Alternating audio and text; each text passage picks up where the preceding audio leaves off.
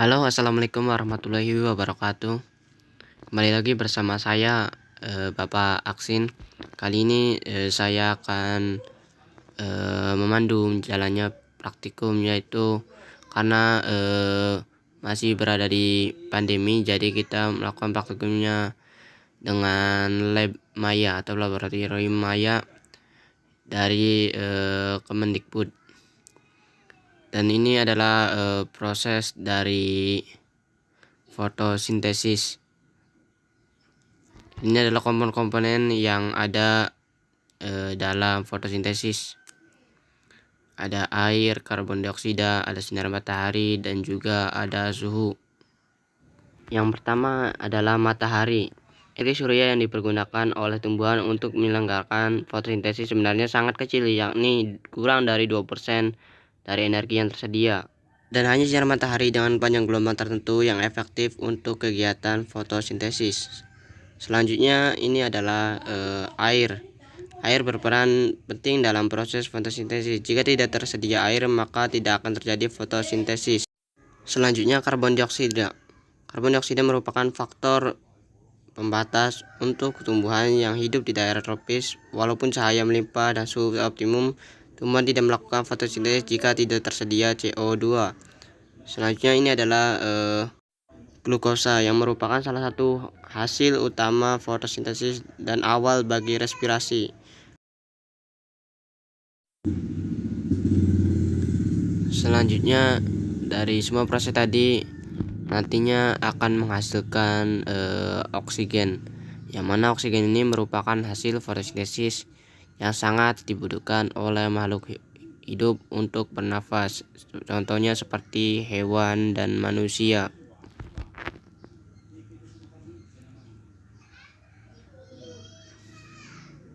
Selanjutnya ini adalah nitrogen. Nitrogen ini berperan penting dalam hal pembentukan hijau daun yang berguna sekali dalam proses fotosintesis.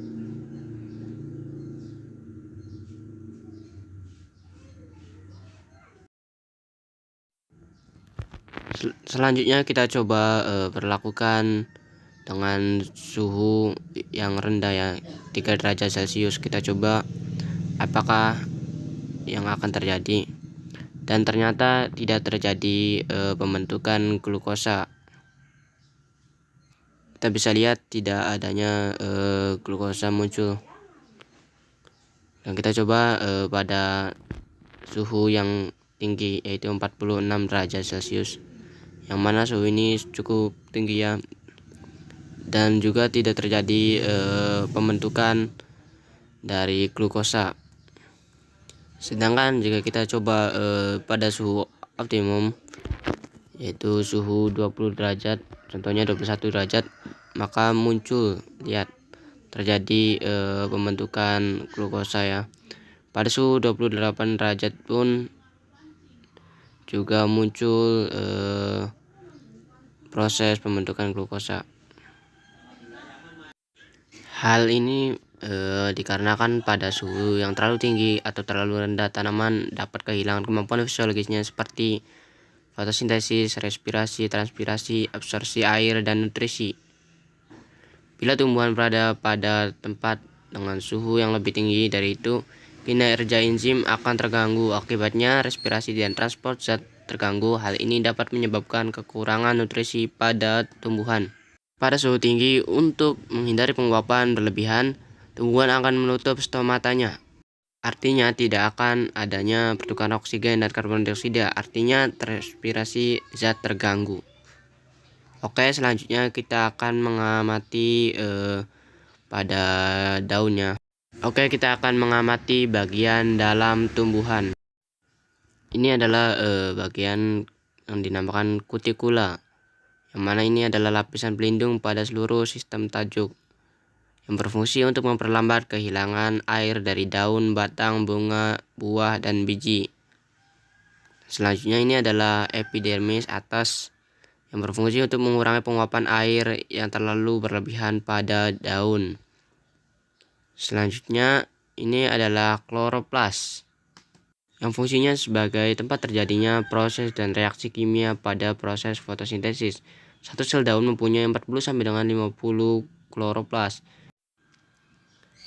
Selanjutnya yaitu sel penjaga. Sel penjaga ini adalah sel epidermis yang telah mengalami perubahan bentuk dan fungsi yang dapat mengatur besarnya lubang-lubang yang berada di antaranya.